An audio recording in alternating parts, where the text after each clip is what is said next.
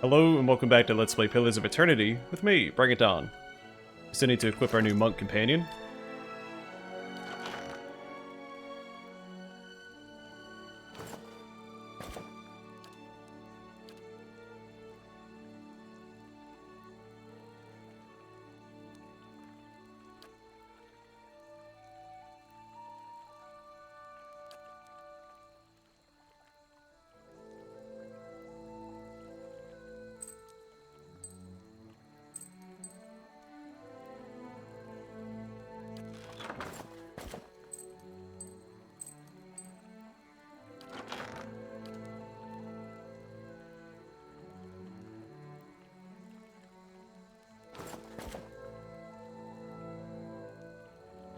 Yeah, I don't want to put him in heavy armor.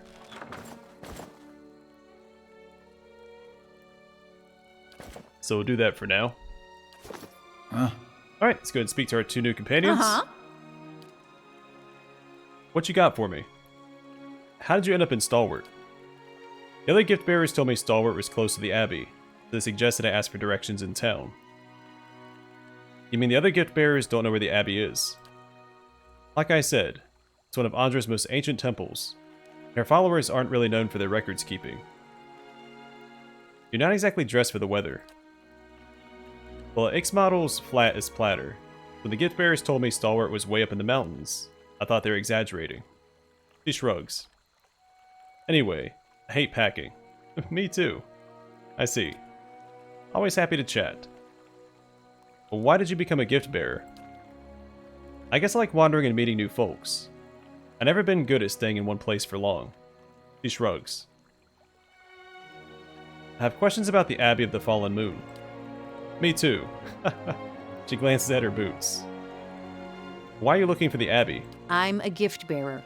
My job is to gather tokens of things people want forgotten and surrender them to the Lady of Lament. Best place to do that is the Abbey of the Fallen Moon.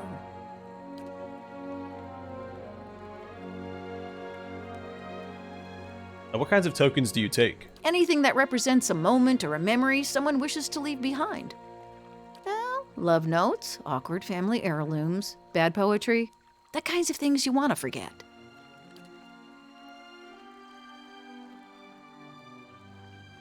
The gift bearers usually dispose of tokens in the sea. Why are you going to the Abbey? Well, you throw some things into the sea and maybe they wash up on shore one day. But you want something really good and forgotten. You take it to the Abbey. She nods. So what are you taking to the Abbey now? The Abbey's all about forgetting. Wouldn't be much forgetting if I told you about it, would there? It gives you a sly grin.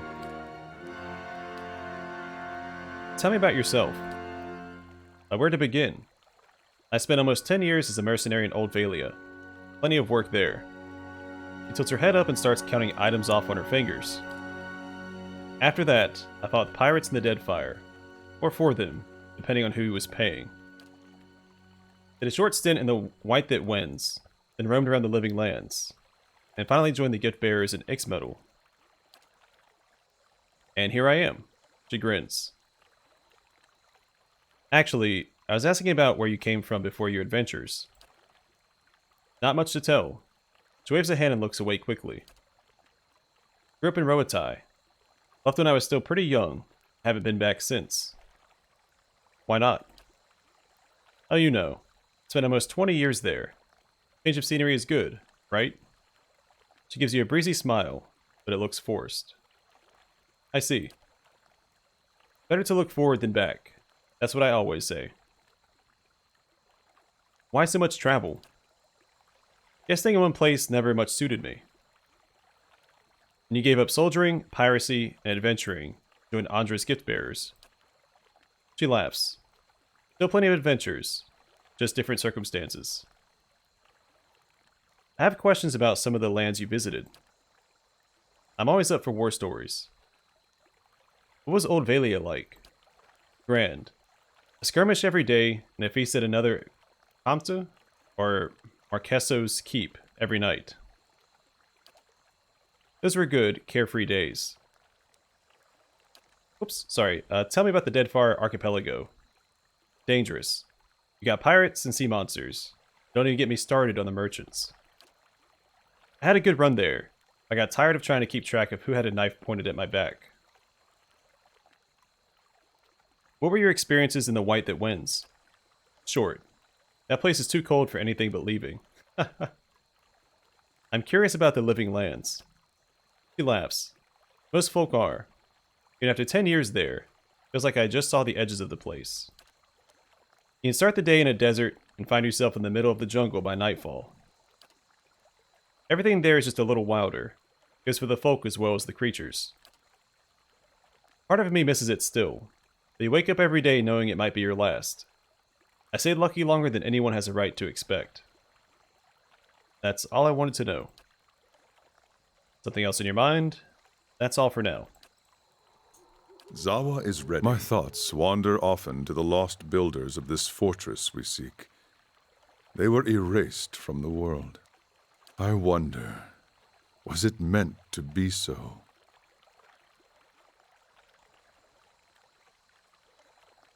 Maybe there are still traces of them. After 2 centuries, I would not hold out hope. All things fade, and always sooner than we wish. Zawa is ready. These feuds between Ogre and Kith, I do not see them ending until one is wiped out. Or both. I want to know more about your beliefs. The ways of the Nalpazka can make little sense to an outsider. He nods. Who are the Nalpazka? We are the warriors of the Takan. Nobles, peasants, it does not matter. We are souls caged in flesh, nothing more. He knocks on his sternum. But it is one thing to say it, another to know it. So we train until we know it.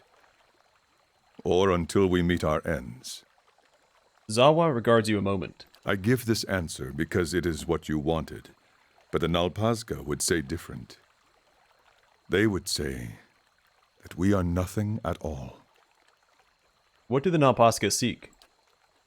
Zawa studies the horizon. He smiles as if at a pleasant thought, and does not look at you as he speaks. Perfection. Lets the word hang in the air a moment, as though it were an invocation. Look around you. The world is perfect. Every being, every moment, every death. He frowns and shakes his head. Rarely do we see this. We stumble through life, lost in distractions. Every practice of the Nalpazka is a reminder to stop stumbling, to know the perfection. How can you say the world is perfect? You think the world imperfect? Most would agree. Most would say the world is imperfect because we suffer. They imagine a world without suffering and dream of living there, and suffer all the more for it. Beneath Zawa's calm expression, a deep fervor begins to glow like fanned embers. This is their mistake. The world is perfect. It was created by a boundless wisdom. It is for us to learn why a perfect world requires that we suffer. When we met, you said you were freeing yourself from vanity. Vanity is a snare that roots us to the ground. The way we see ourselves, the way others see us, these things are not real. They cannot be touched. The Nalpazka teachings reveal many such snares. Fear, pleasure, doubt, hatred. They hold us back if we let ourselves be caught. He counts them off. And what happens if you can avoid being caught? Then you see only what is truly there, and you suffer no longer. You become as a god, seeing things as they do. Zawa speaks as one recalling a fantastic dream. If you can loose yourself from the snares, then you are free. Tell me about your scars. I meet people on the road, and they pity me. I have come to find it endearing. Zawa smirks. They see so many scars, and they wonder, how can the man beneath not be broken? He runs his fingers over the puckered remnants of a gash on his left forearm. A scar is a wound that heals, a living reminder of our power over suffering. They cause no pain, only the echo of pain, which cannot hurt you. Show me a scarred man, and I will show you a man who can overcome. Why had you eaten Snowcap when we met? The Malkachoa? At any time, it is rare that I have not eaten some. When you first try it, it seems a beautiful fantasy. You see colors you have never seen, meet creatures that are not there. With practice, you see that all it does is show you reality, the essence of all things, how they are alike and connected. I have watched trees grow and wilt before me. I have tasted meat and known the animal's life as if it were mine. He leans in conspiratorially. But the Malkachoa often causes the stomach to empty with great violence, so it is not for everyone. Tell me again why it is you think we should suffer. If I did not suffer, I would not aspire to free myself from it. I would wander from one unfulfilling goal to the next. More wealth, a better station. My soul would wither. But to search for a place beyond suffering's reach is to nurture the soul, to harden it against the elements. So we did listen to this last time. We're going to listen to it again, because I like the voice actor. He clenches his fist in illustration. Suffering is the greatest gift the gods have given us. Their most beautiful, perfect creation. It is the hand that turns the wheel. His eyes gleam as though looking upon an old and beloved friend. I would gladly cast light upon them. I want to ask you about something else. You would ask much of one who knows little. Where did you learn how to fight? Most Akan have two choices. They can grow crops, or they can become Nalpazca warriors. I was the youngest of 5, a dreamer. The Nalpazca were always in my thoughts. They did not feel the same about me. 3 times I tried to join their ranks. 3 times I was refused. Why were you refused? All that time spent dreaming, and I had not thought to prepare. I was lazy, uncoordinated, overweight.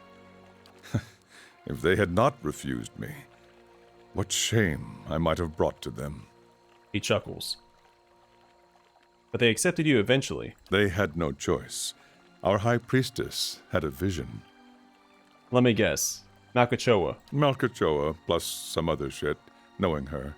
Ha! No one put on a better ceremony than she did. He shrugs.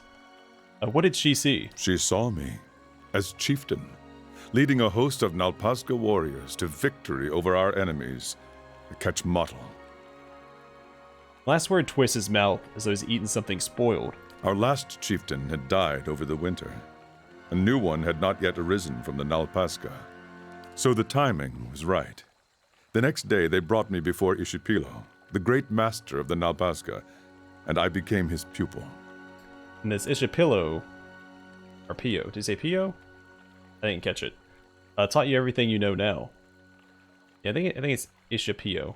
I still trained with the other instructors, sparred and meditated with my Nalpazca brothers and sisters. I learned from all of them. But learning from Ishipilo was a chieftain's privilege. He knew the secrets that could grant mastery over reality, invincibility in combat. When a Nalpazca was deemed a worthy successor to a chieftain, greater than all his peers, Ishipilo would take him in, prepare him for the future. I would not be as I am now without his lessons. You said your teacher knew how to master reality. Did you learn his secrets? Lawa opens his mouth to speak. Only a slow exhalation escapes. He looks at you frowning, and tries again. Not all of them. What was it your master never taught you? A story for another time, perhaps. One thing he did teach me was that the more you talk, the less you hear. And the less you hear, the less you have that is worth saying. Tell me about your home. Ishimital is vast. Ishimital. Outsiders think of it as one land and its people as one people. But if you walk across it, you see that there are many Ishimitals. The Ishamael that the Khan know is rich in soil and water. The crops seem to grow in front of you. We build our homes along the Akia River, and it is good to us.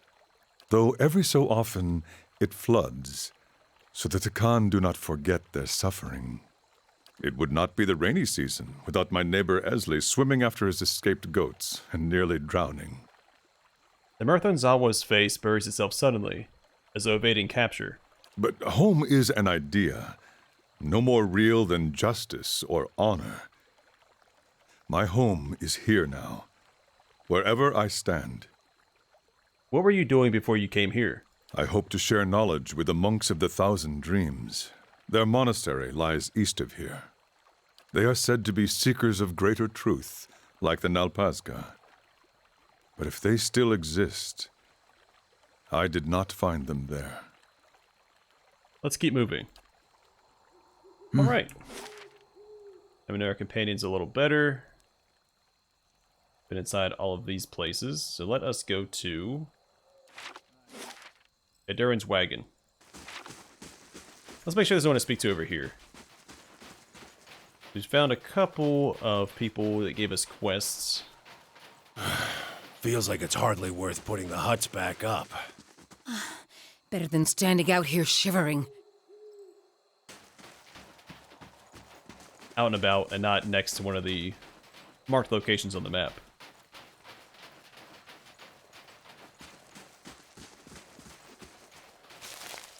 I believe this is the camping supplies, right? Yep. Alright, let's head over here.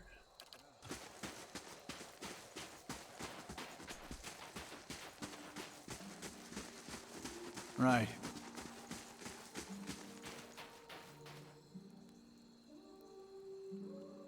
He's the one with scurvy, right?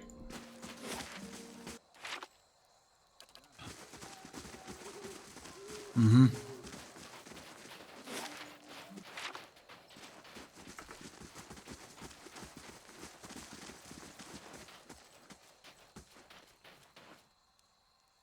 Thorlin bows to you. Ah, the adventurer who saved the village. So good of you to visit my humble wagon. I am Adurin. How's business? He gestures at the village around him. Poor, like this place. Not much coin to be made trading in furs and fish. I came to the White March because I assumed there'd be no competition. And I have none, because there's nothing to compete over out here. Would you like to trade? If you're not making any money out here, why do you stay? His eyes lower.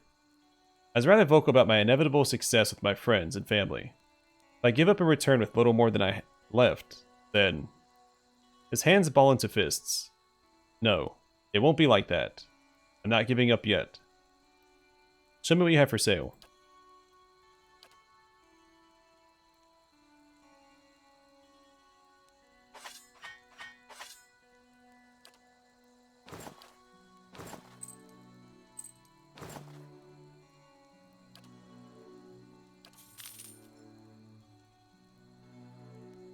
Alright, Raiment of Wile's eyes.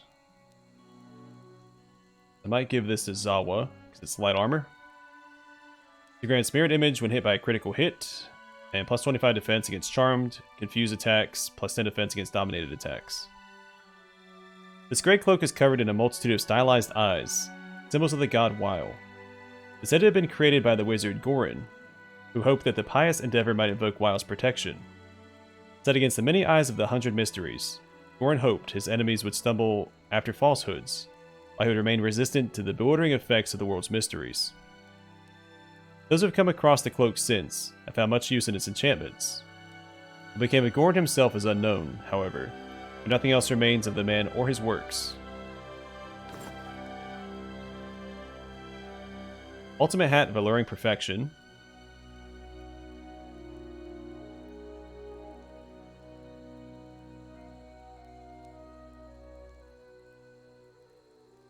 This might be good in the Barbarian. I don't know. So Intellect increases the area of effect of abilities. Does that affect her AoE attack? Is it called Carnage, I think?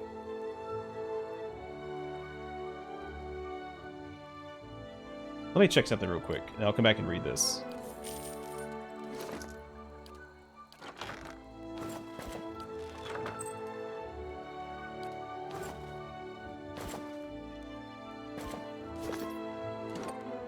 Does it have...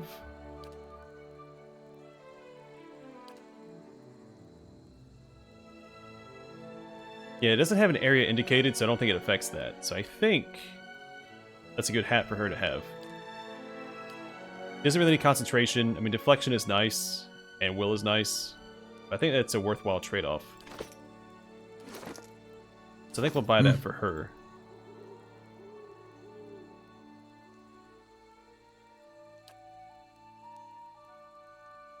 Anyway, so it gives +2 might, +2 constitution, -2 intellect, and -2 resolve.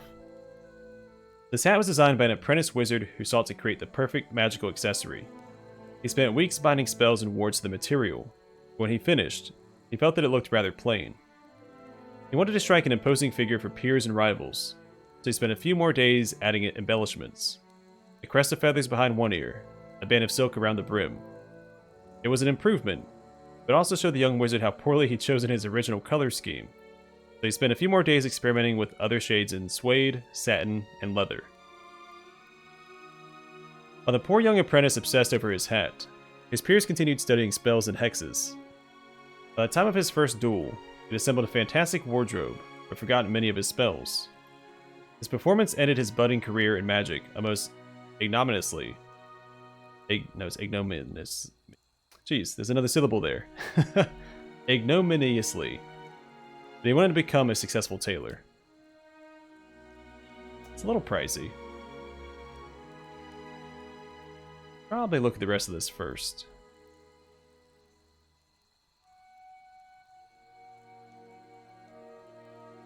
Rufik's Watchful Cloak. +2 enemies needed to flank and +2 perception. So we could give this to our new barbarian companion, Minea. If we gave her that other talent that caused it, what she need 3 enemies to flank her? Then she need 5 enemies to flank her. Rufik was a bruiser and a follower of Weil. He's often hired as a courier or bodyguard because of his size and strength. Yet he was a quiet man, and he developed a habit of walking with his head bowed in prayer. Because of this, would-be thieves frequently attempted to waylay him. Rufik was blessed by the god of secrets. With uncanny foresight, he dodged and parried those sudden attacks and slew his assailants, sewing their eyes onto his cloak. He intended it as a warning, but others saw it as a challenge. Eventually, he discarded this cloak and wore a simpler, subtler garment in its place. The sight of a dark cloak with shimmering, shifting eyes became infamous among highwaymen and bandits. I didn't see the Mark II there.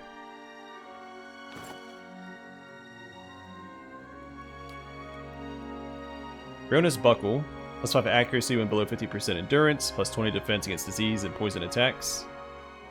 This belt bears the mark of Riona, a legendary adventurer who traveled Eora in search of wealth and fame. When she was young, she trained at a martial academy in Ozia, where she struggled at first. Many of her fellow students came from wealthy local families, but she was poor and foreign. But she was clever, and she practiced much. One day, her chief rival, the nephew of one of the Duke's Bells, challenged her to a duel. Riona could not refuse and save face, so she accepted. When they had assembled in the arena, he offered to give her one piece of his armor before the fight began. He meant it as an insult to her skill. When Riona asked for his belt, he realized his mistake. He gave her his belt, with his sheathed rapier still attached to it, effectively disarming himself. Riona won the duel by default, and kept the belt as a memento. Gauntlets of accuracy. Gloves got... that's a generic description. So we'll grab that. What does she currently have equipped?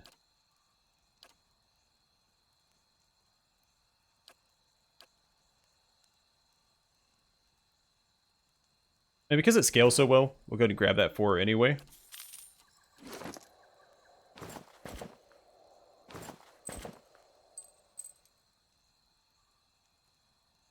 And this will make up for her lack of accuracy, since she took an accuracy penalty with Savage Attack.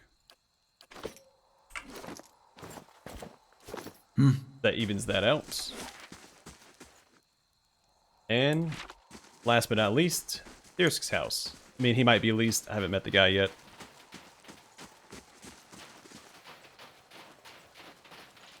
But we'll see.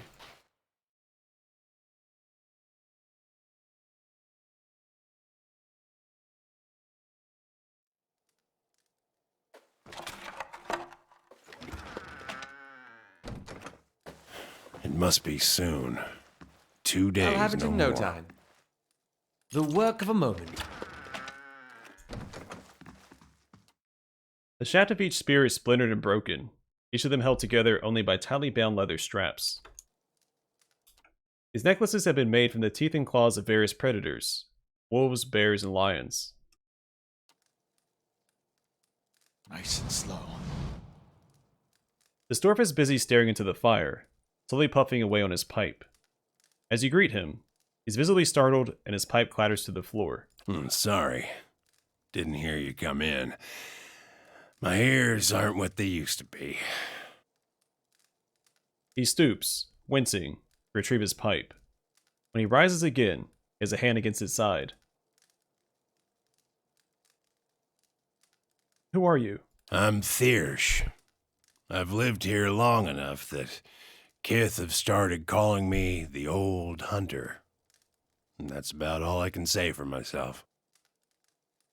How did you get injured? Wasn't the ogres, I can tell you that. Put a few arrows in one of those and they generally have the good sense to back off. But I've been hunting this wolf for near a year now. A man-eater. Cunning, nasty thing. Every time I get close, it just slips away. The beast has already claimed many lives.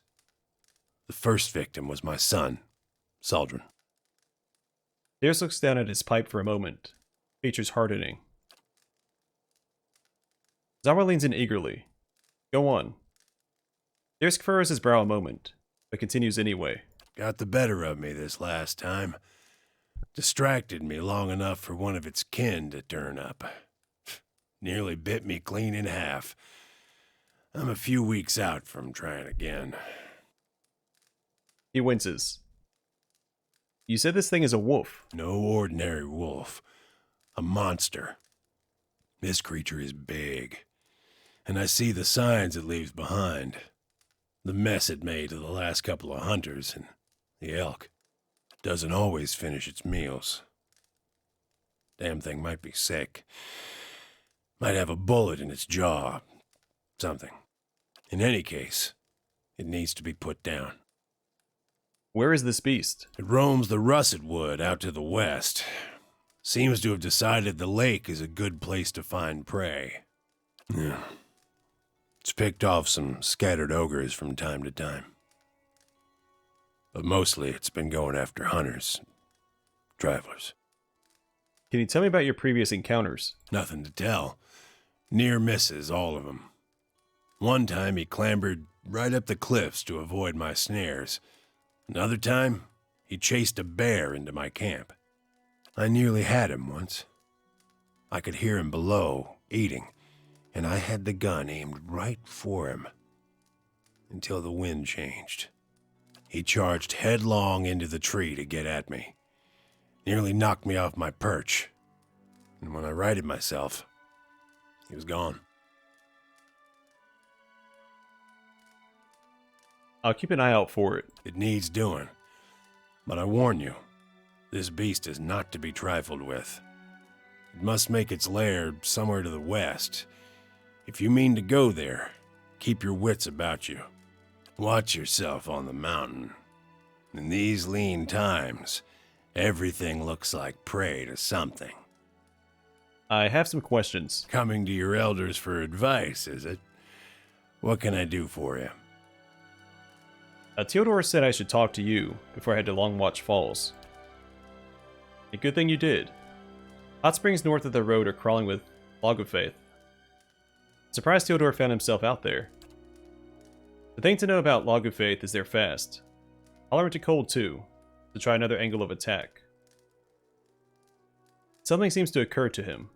He pats his pockets, crunching his pipe between his teeth. These will come in handy. Use them if you get into trouble. Hands you a few sealed bottles. The old hunter looks you up and down, puffing on his pipe. But if I'm being honest, you may not even need them. You handled those ogres well enough, and you look like you could hold your own against these Lagufaith too. He taps his pipe ash into the fire pit. What can you tell me about Stalwart? Well, I can tell you it won't be here much longer if things go on as they are. With the mines closed, we've lost what put us on the map in the first place. We're losing people every month. Too many mouths to feed and not enough to support them. Even the game's dwindling. I've been lucky. I've hides and horns enough to keep the traders happy, but now the ogres are picking the rest of us off. Fierce grunts. What can you tell me about the ogres? Only that they've been coming down in force, again and again, trying to drive us out or kill us outright. The moment we started looking into Durgan's battery, it was like we kicked a hornet's nest. You made a good showing against that last group, by the way. I think you've given them reason to think twice about coming back. Why is the hunting so poor? It's been a colder season than usual, and the elk herds aren't faring well. We're stuck fighting with the ogre clans and the wolves over what's left. Not to mention the occasional beast. We've lost a lot of young hunters. Has legacy struck Stalwart as well? It has. We had some hope in the early days that we'd be spared, isolated as we are. That hope died in a hurry. Not everyone's been so unlucky, of course. You'll see a few pampered sprats around. Treating them like precious stones won't see them grow up any faster, if at all. The sudden sorrow in his features belies his soft laughter. You must have some interesting hunting stories. Long hours checking snares and waiting out elk, mostly. Used to hunt some of the big ones. Bear, stelgare. But up here, it comes down to necessity. Which means keeping Stalwart fed, or else keeping it safe. Thing is, the last hunt didn't go so well, as you can see. Fierce grunts. That's all the questions I had. Scully inclines his head in acknowledgement, tapping out his pipe. Farewell. Zawa is ready. Alright, can I loot this?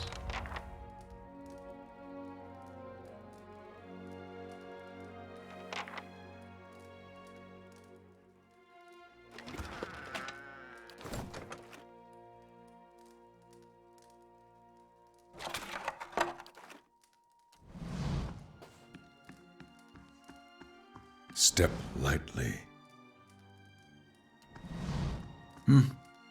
Alright, so I believe that's everyone in the town to speak to. So in the next episode, we'll head out west towards Russetwood.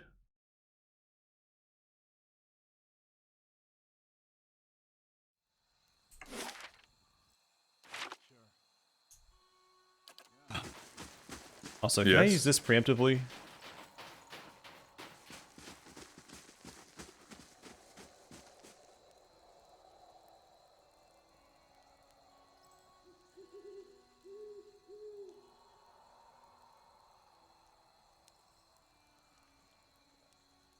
Alright, so you have to do this in combat. Okay. So be it. By the way, I'm going to call it here for now. In the next episode, we'll go to Russet Wood with a handful of quests to do out that way.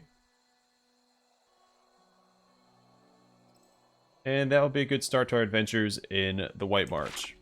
But for now, thanks for watching. Hope to see you guys in the next one.